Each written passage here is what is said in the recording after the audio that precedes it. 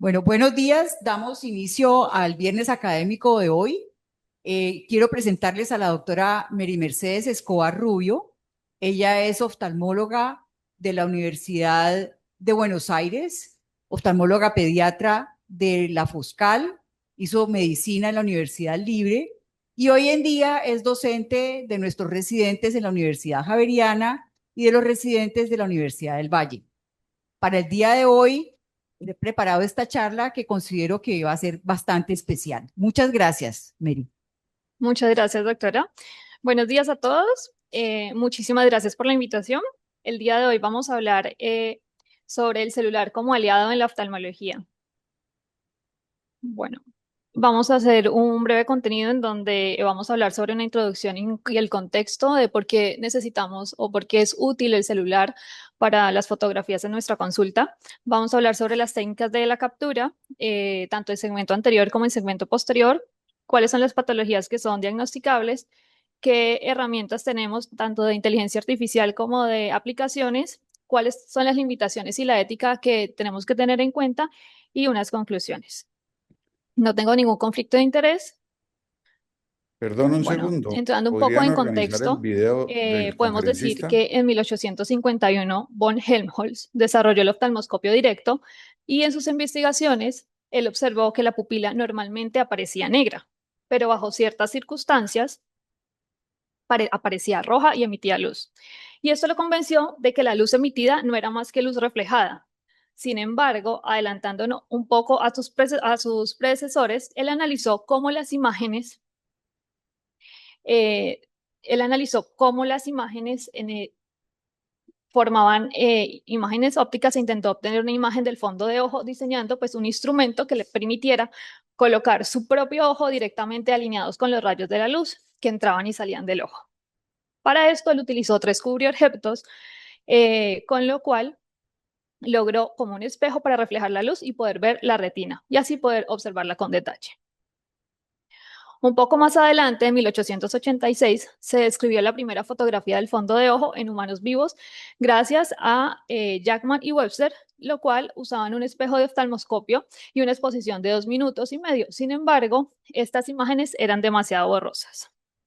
Ya en 1891 se obtuvo como tal la primera imagen de la retina, en donde mostraba lo que ya eran los vasos retinianos y la anatomía macroscópica, y esta fue obtenida por el oftalmólogo alemán Gerl. Ya un poco más adelante, en 1926, se desarrolló la primera cámara de fondo de ojo, que está disponible comercialmente por la casa Carl Zeiss. Esta tenía un campo de visión del 10 grados y una exposición de medio segundo. Y finalmente, en el 2010, gracias a Lord y colaboradores, fue lo que marcó un inicio documentado del uso de los celulares para capturar las imágenes del fondo de ojo, demostrando así su utilidad tanto en la educación como en el contexto clínico. Tenemos que decir que esta es una técnica utilizada del, del celular con una lente de oftalmoscopía portátil que se puede consolidar como una herramienta clave para la teleoftalmología y en entornos de bajos recursos. ¿Qué importancia clínica tenemos? Sabemos que la vasculatura retiniana es la única parte del sistema circulatorio que es visible y que se puede ver de forma no invasiva. El celular nos va a convertir este examen en algo portátil, accesible y documentable. Tenemos que decir que la fotografía del fondo de ojo con los teléfonos es un método que es práctico, que nos da portabilidad y rentabilidad. Mediante este contexto, se puede decir que los médicos de atención primaria pueden tomar fotografías de patologías del fondo de ojo en su consultorio y estas se pueden compartir con especialistas para obtener su opinión experta, reduciendo así la necesidad de derivaciones innecesarias. Tenemos que decir que en coordinación con la amplia disponibilidad de la tecnología que tenemos hoy en día, más la fotografía digital del fondo de ojo, se ha podido generar un interés tanto para el examen de la telemedicina en enfermedades oculares, como lo es para la retinopatía diabética, para la degeneración macular, para la retinopatía del prematuro, para patologías maculares como el edema macular, el glaucoma, el retinoblastoma, entre otros, pudiendo así documentar estas patologías, tanto el seguimiento y la progresión. Es importante aclarar que la mayoría de estas cámaras que emplean es una técnica de oftalmoscopía indirecta, lo cual nos van a proporcionar una solución que es a bajo costo para el examen de la retina. También nos va a ayudar en la parte de la educación médica, ya que es una herramienta ideal para la enseñanza en la residencia, para la discusión de los casos clínicos y para el archivo fotográfico. En cuanto a los sistemas de imagen de retina que tenemos disponibles, tenemos las cámaras de fondo de ojo, las cuales las tenemos midriáticas, que necesitan una dilatación y un flash brillante, y las no midriáticas, que son sin dilatación y son con un flash de baja intensidad. Tenemos también las cámaras portátiles o montadas, las cuales están basadas en el principio de la cámara de fondo de ojo tradicional. Estas pueden ir montadas ya sea en el oftalmoscopio indirecto o en la lámpara de hendidura. Sin embargo, estos dispositivos suelen tener alto costo y su uso es muy limitado en la práctica rutinaria de la oftalmología. Y tenemos los teléfonos inteligentes, que gracias a ellos tenemos una cámara de alta calidad y las funciones de video con alta resolución, que también se pueden utilizar para este tipo de práctica. Los podemos utilizar directamente, ya sea del microscopio o de la lámpara de hendidura, o podemos tener accesorios personalizados de los cuales nos van a permitir un adecuado montaje en los aparatos que normalmente usamos. ¿Por qué usamos el celular o el smartphone en la oftalmología? Primero, por la ubicuidad. Recordemos que el 85% de la población mundial tiene celular y el médico y el paciente siempre lo van a tener disponible. Por inmediatez, porque vamos a tener una documentación en tiempo real, podemos enviar las fotos o lo que tomemos instantáneamente a los subespecialistas en caso de que tengamos alguna duda, y podemos hacer telemedicina efectiva. También es una práctica de bajo costo, que comparado pues con otras cámaras que son especializadas, el celular nos va a ofrecer imágenes que están clínicamente aceptadas sin una inversión adicional. En cuanto a la educación, nos ayuda a construir atlas fotográficos para presentaciones de casos, enseñanza a residentes y a pacientes. Tenemos un buen acceso global en donde regiones que tienen recursos limitados tecnológicos, esta puede ser la única herramienta de imagen disponible. Y para telemedicina, que nos ayuda a una consulta remota, para una segunda opinión y para el seguimiento de lesiones en el tiempo. En cuanto al contexto global y la evidencia científica, podemos decir que aproximadamente hay más de 200 estudios publicados sobre fotografía ocular con el celular desde el 2015 hasta el 2024, en donde todo el 89% van a concordar que su diagnóstico es similar a una cámara convencional de retina. Aproximadamente hay 6.5 billones de smartphones en el mundo, lo cual es una herramienta que es distribuida en la historia de la medicina. Bueno, adentrándonos un poco más, ¿cuáles son las técnicas de captura? Entonces, como les había dicho antes, el principio es el de la oftalmoscopía indirecta, en el que vamos a colocar una lente que va delante de la pupila dilatada del paciente mientras la cámara graba a través de ella. Esta técnica de captura de imágenes es de alta calidad en mácula, nervio óptico, lo que nos convierte en una herramienta esencial para la detección de patologías, sobre todo cuando no tenemos cámaras tradicionales. Aquí hago un cuadro comparativo de cómo es la oftalmoscopía indirecta y cómo es la fotografía con smartphone. Entonces, la fuente de luz que vamos a usar en una oftalmoscopía indirecta es directamente pues la del oftalmoscopio.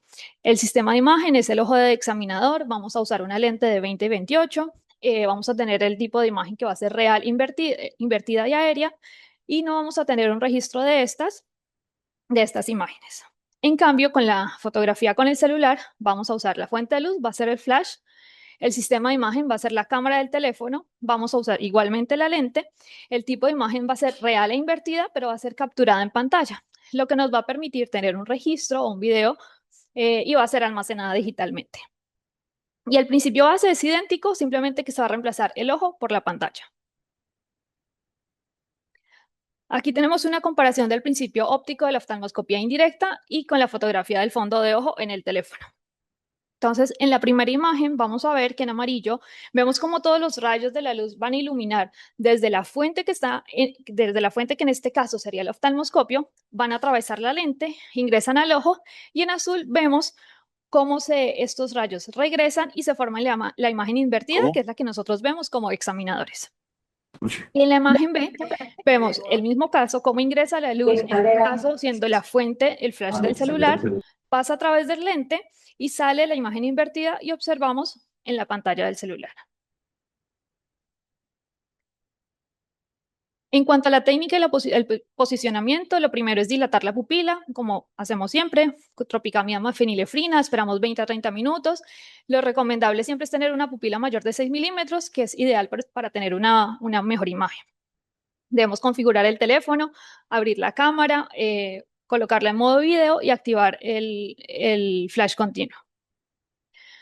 Debemos posicionar la lente de 20, ya sea de 20 o de 28, sosteniendo el lente con el pulgar, el índice, el dedo medio va a elevar el párpado, el anular y el meñique se pueden apoyar en la frente del paciente.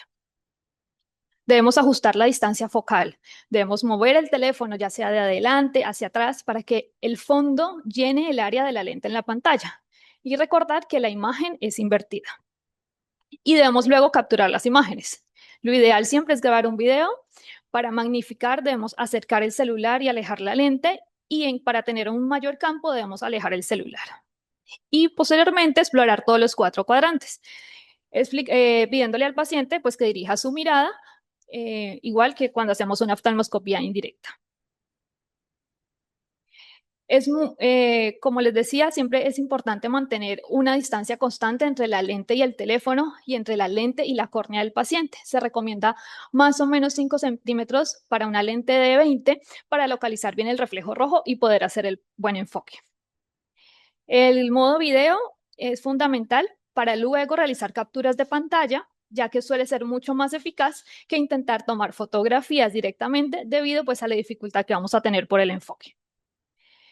En cuanto a la alineación, es importante también tener la función del zoom del teléfono para eliminar los bordes oscuros. Yo personalmente la uso en un zoom de 3x. Y siempre el éxito de las fotos va a ser la dilatación del paciente. Aquí tenemos una de las técnicas que creo que es la más usada por todos, en donde sería una técnica sin apoyo, en donde pues, se va a posicionar lo que es el examinador con la lente de 20 en la mano y en la otra mano va a tener el teléfono pues, con la luz encendida. Y en la otra imagen pues vemos cómo se ve la retina enfocada en la pantalla del teléfono. Y estos son los elementos que yo uso en mi práctica profesional. Para la lámpara de hendidura yo tengo un soporte en donde coloco mi celular y pues puedo tomar las fotos de la lámpara de hendidura. Y ahí está. Este es el soporte del celular para oftalmoscopía indirecta. Ahí podemos notar la posición, los ajustes de distancia, el apoyo que se debe realizar para obtener la imagen, así como pues el zoom, y siempre debe estar en modo video para posteriormente realizar las capturas de imagen y poder obtener las fotos. La ventaja de este es que al tener las manos libres podemos posicionar mejor al paciente para tener mejores imágenes.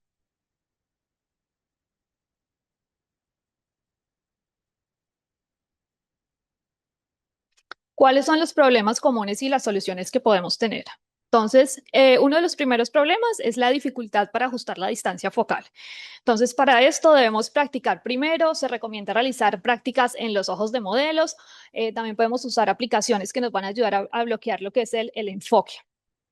El reflejo y el deslumbramiento de la lente, en donde vamos a hacer una inclinación levemente del lente, más o menos de 5 a 10 grados, así evitamos lo que es la reflexión del techo con una iluminación ambiental reducida. El reflejo de las luces del techo de la imagen, lo ideal siempre es en una habitación en oscuras, donde tenemos una buena posición del paciente.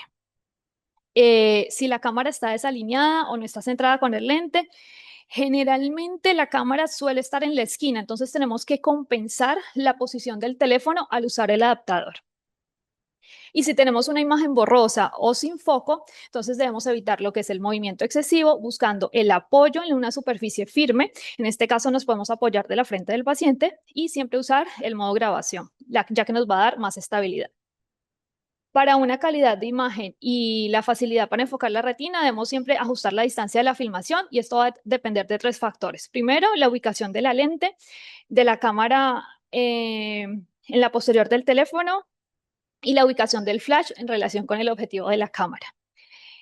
Lo que les comentaba ahora, pues que generalmente la lente de la cámara se encuentra en la esquina del teléfono y la pantalla está pues en el centro del teléfono. Entonces, esta diferencia de ubicación hace que tengamos que hacer diferentes maniobras para lograr el enfoque. En cuanto a los problemas pues, más importantes, lo primero, ajustar la distancia y sobre todo la práctica. Yo creería que es como lo más importante y saber de que cualquier celular nos va a servir. A mí personalmente me gustan las fotos del Samsung o del iPhone. ¿Qué adaptadores y accesorios pues podemos usar? Tenemos varios en el mercado. Está el lente Macro Clip On, el cual nos va a permitir una fotografía de segmento anterior con una magnificación de 10 a 15x. Esto va a ser comparable con una lámpara de hendidura. Tenemos diferentes fuentes de luz LED como el DI, el Picture Plus, el Bokeh View, que ya son diseñados para una oftalmoscopía y pues fotografía de fondo como tal. Los adaptadores del oftalmoscopio, son clips para montar en el celular sobre un oftalmoscopio directo convencional. Los estabilizadores que nos van a servir mucho, sobre todo porque nos ayudan a reducir el movimiento, sobre todo cuando vemos en niños o neonatos, y que va a ser útil tanto en el nistagmus como en la retinopatía del prematuro. El sistema PIC Retina, que es un kit de bajo costo que está validado por la OMS para screening de retina en áreas rurales. Sin embargo, este dejó de ser comercializado en el 2020. Y los adaptadores para la lámpara de hendidura, que ya son brazos articulados para la documentación estandarizada. Aquí tengo algunas muestras. El DI es un lente que es magnético, que se acopla sobre el flash y la cámara del teléfono. Este necesita pues una aplicación móvil que es directamente del equipo. No necesita dilatación de pupila, tiene un campo de 200 grados y las imágenes son tomadas con la ayuda pues, del adaptador. Son comparables con imágenes del fondo de ojo obtenidas por una lámpara en lámpara de hendidura cuando son examinadas. El examen de Wershalim, que está aprobado por la FDA para capturar imágenes de retina. Este se va a utilizar en combinación con el oftalmoscopio Panoptic y tiene su aplicación móvil compatible. Se usa en una pupila no dilatada y su campo de visión es de 25 grados. Y tenemos los clips que van directos al celular o la cámara retinal de Vol, que es VistaView, que es una cámara midriática que tiene un campo de 55 grados y pues ya tiene como tal su aplicación también integrada. Y estos son los accesorios que yo uso para la toma de las imágenes en mi práctica. Tengo mi soporte para oftalmoscopía indirecta y mis adaptadores para la lámpara de hendidura. También tenemos que saber que la fotografía la podemos usar para segmento anterior y hay estudios que lo avalan. Principalmente el objetivo de estos es descentralizar las pruebas de detención, facilitando así el uso de entornos cercanos al paciente. La fotografía con la lámpara de hendidura es posible con el uso de adaptadores que son económicos para teléfonos inteligentes que ofrecen una buena calidad de imagen y es comparable con las cámaras integradas a la lámpara. Un estudio comparó las imágenes obtenidas en cuanto a la calidad de la imagen, que era similar para la identificación y la graduación de opacidades capsulares posteriores, lo que nos va a sugerir que tenemos soluciones mucho más económicas para digitalizar lámparas de hendidura convencionales. Para la fotografía de segmento anterior, estas son, digamos, las recomendaciones para configurar la cámara. El ISO, que es lo que nos va a medir la sensibilidad de la cámara, debe ser baja, menor de 400, lo cual nos va a reducir la luz en ambientes muy iluminados. Debemos usar un modo Pro o manual, que nos va a dar un control total sobre la exposición. El foco debe ser de toque manual y debemos enfocar sobre la cámara, perdón, sobre la córnea o sobre la lesión de interés, teniendo una velocidad lenta, entre 1 a 125, previniendo así el movimiento ocular. Lo recomendable cuando hagamos este tipo de fotografías es tener el flash desactivado y debemos usar la luz externa difusa o la de la lámpara de hendidura. Y el zoom debe estar en 2x y evitar el zoom digital para tener pérdida de resolución. Un consejo siempre para fotografiar la córnea con detalle: debemos posicionar el ojo en posición primaria Usar una fuente de luz lateral, preferiblemente a 45 grados, activar el modo macro y mantener el celular más o menos a 3 a 5 centímetros.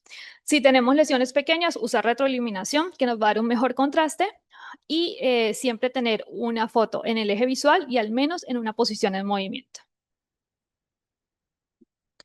¿Qué otras utilidades podemos tener para fotografías con el celular? Entonces, realizar videos en cámara lenta, lo cual nos va a ayudar para documentar nistagmos, de par o reflejos pupilares. También para pupilometría digital, para esto hay algunas aplicaciones como el Pupil Screen, que está validada para el de par.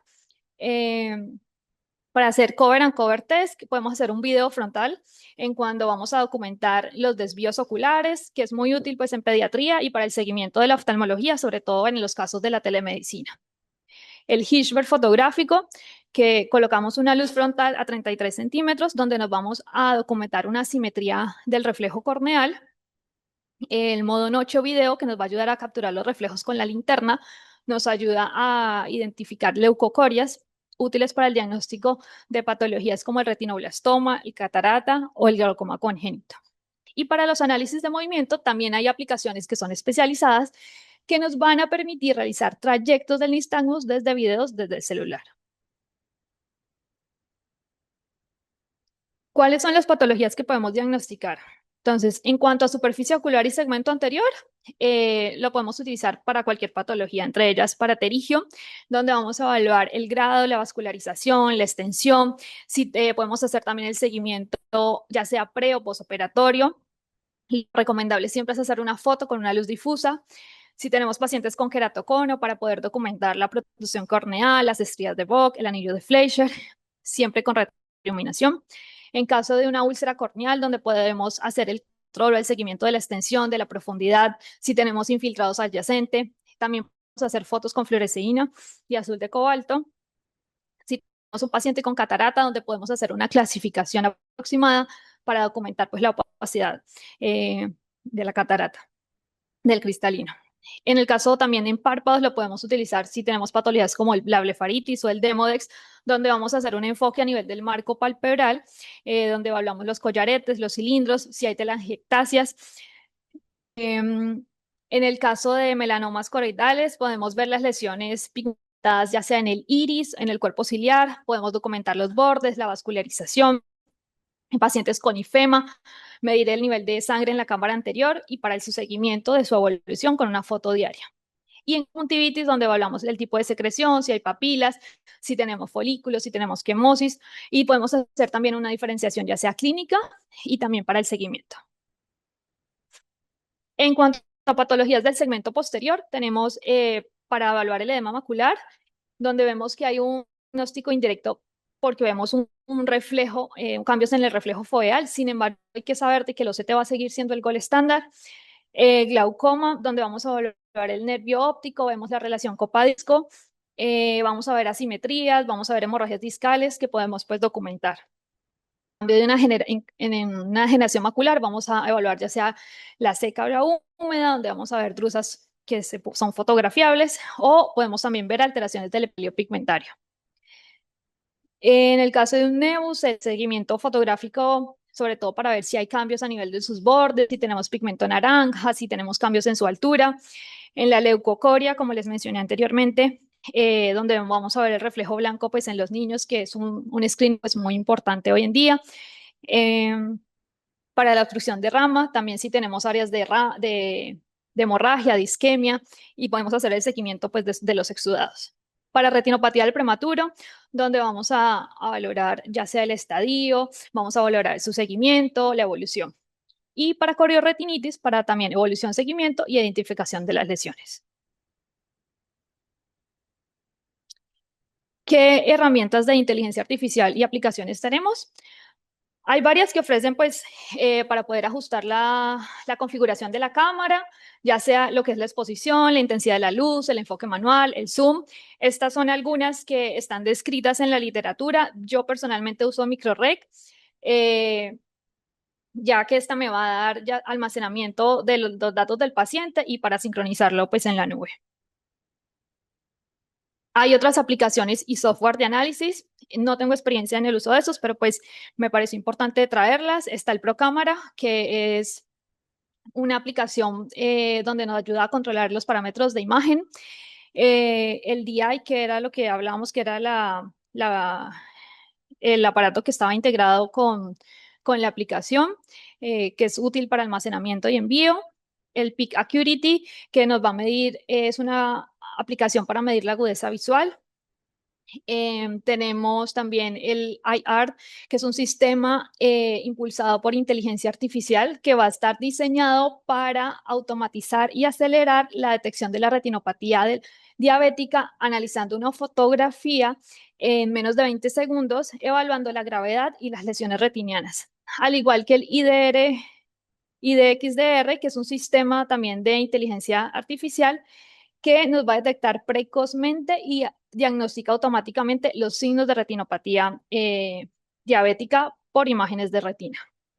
Para ya diagnósticos pues, más especializados, el Pupil Screen, que es una aplicación que está diseñada para detectar conmociones cerebrales y lesiones traumáticas. Lo que va a hacer esta aplicación es usar el flash del teléfono y con unas herramientas de inteligencia artificial va a medir objetivamente el reflejo pupilar a la luz y va a aplicar algoritmos para cuantificar el tamaño y la velocidad de la contracción de la pupila. El Cradle, que es una aplicación que es sobre todo para padres o cuidadores, que nos ayuda a detectar leucocoria en fotografías y pues hoy en día es una aplicación importante para la detección de enfermedades oculares infantiles, ya sea como el retinoblastoma o como las cataratas. Y a nivel de telemedicina y gestión tenemos el iNuke iScreen, que es un servicio de detección temprana de enfermedades oculares que nos va a combinar inteligencia artificial con evaluación humana para analizar imágenes de la retina. Y su objetivo principal es detectar pues, patologías graves oftalmológicas. Y el DoxyMe, que es ya una aplicación de videoconsulta donde se pueden generar el envío de imágenes para poder tener el diagnóstico. ¿Qué limitaciones tenemos que tener en cuenta? Entonces, en cuanto a limitaciones técnicas, sabemos que esta imagen no nos va a reemplazar el OCT, ya que no tenemos una imagen de las capas retinales. Sin angiografía fluorescente, pues no vamos a detallar lo que es la perfusión vascular, no nos va a medir la presión intraocular, la agudeza visual es subjetiva, es decir, que no nos va a reemplazar la refracción clínica. La calidad variable, a veces hay artefactos, puede haber una mala iluminación, el movimiento, o a veces podemos tener también medios opacos que nos va a, como una catarata densa que nos va a impedir pues tomar la foto de la retina. Tener también unas consideraciones éticas y legales, en donde tenemos que tener siempre un consentimiento informado antes de tomar la fotografía, la privacidad habeas data, donde vamos a tener un almacenamiento seguro de las imágenes, no identificar pacientes por redes sociales ni por WhatsApp. Las plataformas deben estar cifradas para telemedicina, no usar un WhatsApp personal. Saber que esto es una responsabilidad médica, que la foto complementa, sin embargo, no va a diagnosticar sola. Tener siempre una historia clínica donde vamos a registrar la calidad de la imagen obtenida. En las instituciones debemos de tener un aval en donde deben haber protocolos de uso de los teléfonos y siempre la decisión final va a ser del médico tratante. Como mensajes para llevarnos, hay una democratización diagnóstica. Sabemos que el teléfono lleva la oftalmología donde el equipamiento especializado no puede llegar. Es decir, que un adecuado uso nos puede salvar la visión. La técnica lo es todo. Una buena imagen va a necesitar preparación, accesorios, iluminación, múltiples capturas y sin técnica no vamos a tener diagnóstico. Es un complemento, no va a ser un reemplazo del examen. El celular y la inteligencia artificial van a apoyar al oftalmólogo, pero la decisión final siempre va a ser del médico entrenado. La ética siempre va a ser primero, tener un consentimiento, privacidad, almacenamiento. Esto no es negociable y la imagen del paciente es un dato clínico sensible. Y la integración tanto de la inteligencia artificial como los celulares ya existe y es validada. Aprender a usar estas herramientas hoy es una competencia médica esencial. Recordar que una imagen del celular va a generar duda y que genera duda siempre debe ser complementada con un examen clínico completo y un equipo especializado. El celular nos ayuda a tamizar, pero el oftalmólogo es el que diagnostica. Aquí les dejo algunas fotos tomadas de mi práctica. La verdad que para mí esta técnica es muy útil eh, cuando para documentar, para seguimiento y pues todo lo que hablamos anteriormente. Recuerden que la cámara en el bolsillo puede ser el instrumento que preserve la visión de tu próximo paciente. Muchísimas gracias. Bueno, Bueno, Mary, muchas gracias. Yo creo que aquí has abierto un panorama mucho más amplio de lo que uno se imagina que es tener un celular y sacarlo y tomar una fotico del paciente, sino sobre todo me llama mucho la atención la integración con las plataformas de inteligencia artificial, pues porque eso van a generar mucha ayuda. Desde el punto de vista institucional, yo creo que la clínica se debe ir, digamos, aprovechando de todas estas técnicas para tener dentro de su portafolio de servicios este tipo de fotografías que, por un lado, pues ahorran plata porque los equipos no son tan caros y una persona que esté todo el tiempo haciéndolo en estos pacientes, pues va a tener mucho mejor práctica y va a tener mucho más tiempo. Eh, lo bueno de hacerlo con el paciente nosotros es que pues nos ahorra, o sea, es en ese momento que estamos haciéndolo, pero para conservar toda la parte legal y toda la parte, digamos, ética, profesional, la parte institucional es muy importante.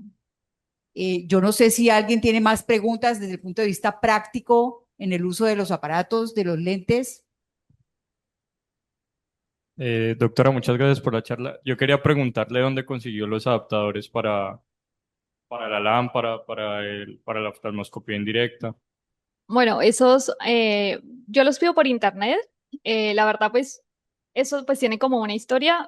Cuando yo estaba formándome en la residencia, mi profe siempre me decía, tienes que tomar fotos, fotos, fotos, fotos. Entonces, el que yo tengo que es para oftalmoscopía indirecta, ella me lo regaló y luego ya los he conseguido por internet. Si quieren, pues yo después les paso los links de donde los pueden conseguir.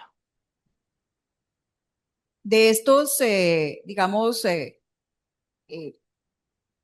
procesos o con la integración con la inteligencia artificial, ¿cuál es el que tú más usas? ¿Cuál es el que consideras que te da más la mano en tu práctica diaria? Bueno, como pues les comenté anteriormente, como tal, yo no uso tanto la inteligencia artificial. Esto fue, digamos, leyendo y buscando cómo lo, digamos, se puede integrar. Me parece que tenemos un futuro ahí bastante interesante.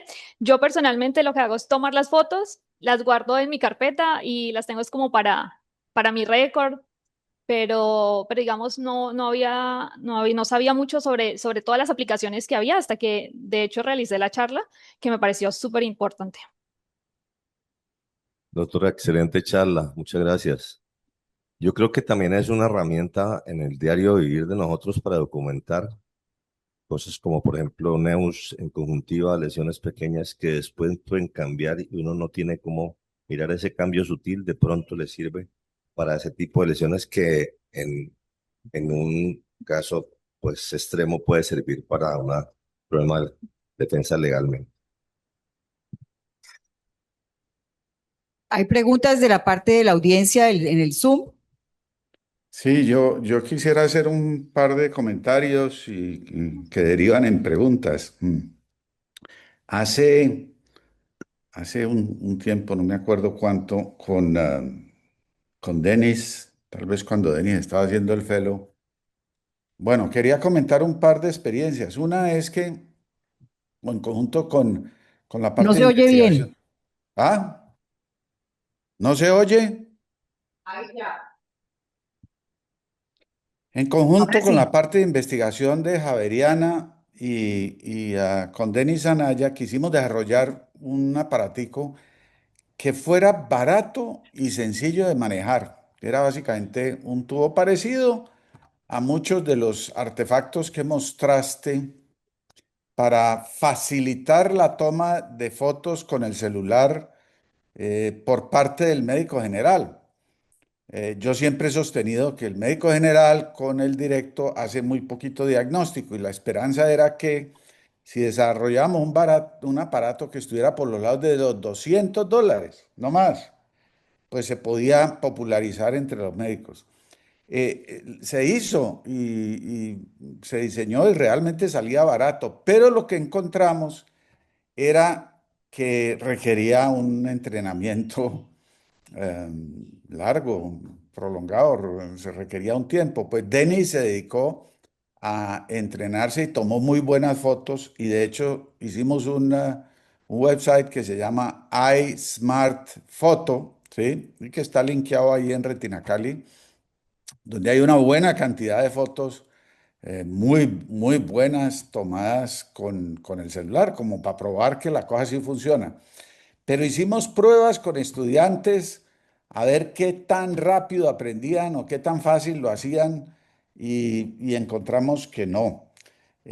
Hay aparatos, y Mary los mencionó y mostró fotos, hay aparatos ya, sobre todo en India y en China, que facilitan mucho la foto y que inclusive están conectados de una vez a inteligencia artificial y te tiran un diagnóstico, pero andan en los varios miles de dólares. Entonces, pues la popularización de eso no es muy fácil.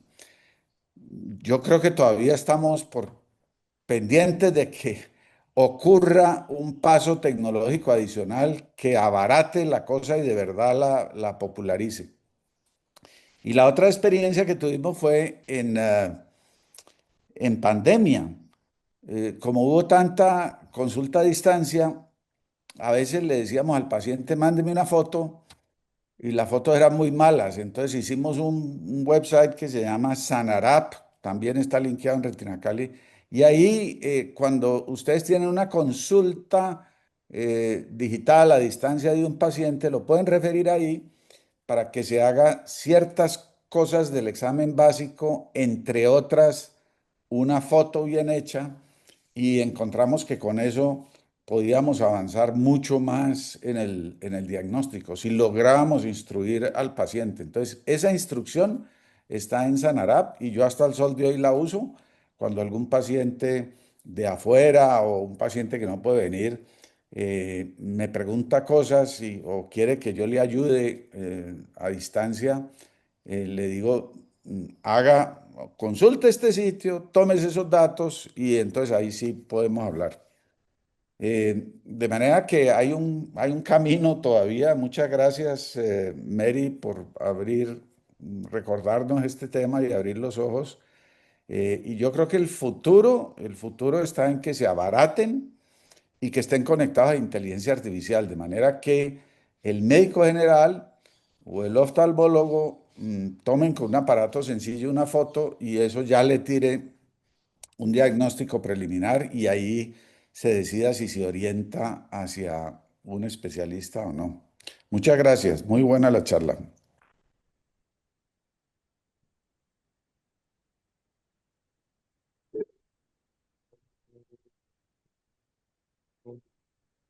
Denis. Sí, Doc, gracias. Muchas gracias, Mary, por la charla. Sí, pues quería hacer el comentario uniéndome a lo del doctor, a lo que decía el doctor Castro, porque efectivamente cuando fui fellow hace más o menos 6 años le dedicamos mucho tiempo a esto, porque efectivamente, como tú lo dijiste, esto tiene una curva de aprendizaje de cuál es la distancia del lente al ojo, a qué distancia debe tener uno su propia cara del lente, la alineación. Entonces, esto puede llegar a ser no tan difícil, pero para alguien que ya ha hecho oftalmoscopía indirecta, digamos que eso fue la experiencia que vivimos, pues. Es decir, para alguien que ya es oftalmólogo o residente, pero en quien nunca ha tenido contacto con un oftalmoscopio indirecto y como en cómo se alinea la luz, es una curva muy compleja. Entonces, por eso es que el doctor pensó que podíamos intentar hacer este aparato que facilitara ese direccionamiento de la luz y además que fuera más barato. Pero entonces, de lo barato, el problema es que uno necesita un lente. Entonces, tú sabes que, digamos, a lo que voy es que esto me parece que es muy útil para el oftalmólogo general, para el médico general, porque primero necesita dilatar la pupila, segundo, no es tan fácil que tengan acceso a un lente aéreo costoso. Hay unos desechables, pero se rayan muy rápido. Eh, Y lo que queríamos era un adaptador para el celular, pero como todos los celulares tienen ahora las cámaras en diferentes lugares y los flash en diferentes lugares, es difícil que fuera mundial. Bueno, fueron muchos retos que enfrentamos. El doctor creo que no supo, pero finalmente el año pasado me contactó uno de los estudiantes que pasó de la Javeriana rotando con nosotros, ahora trabaja en Fundación Valle de Lili como en el área de investigación. Me pidió que si podía retomar el proyecto, yo le dije que sí, le di toda la información, como las medidas, como hicimos el tubo, y él está tratando de ver si con el apoyo de Fundación pueden mejorarlo, pero hasta ahora tampoco ha podido. Y quien sí lo está usando es un veterinario, que el doctor de hecho me dio el dato, un veterinario que se llama Alexander, y aprendió a usarlo y lo está usando con los caballos y los perros, que al parecer tienen una alta, y pues el hombre lo aprendió a usar, y por lo menos en veterinaria está siendo útil el aparatejo que hicimos.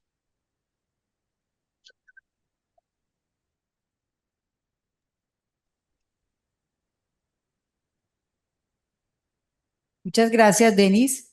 Gracias, doctor. Entonces, ¿hay alguna otra pregunta o comentario en la audiencia? Bueno, Mary, mil gracias. No, muchas gracias a ustedes. Que tengan un buen día.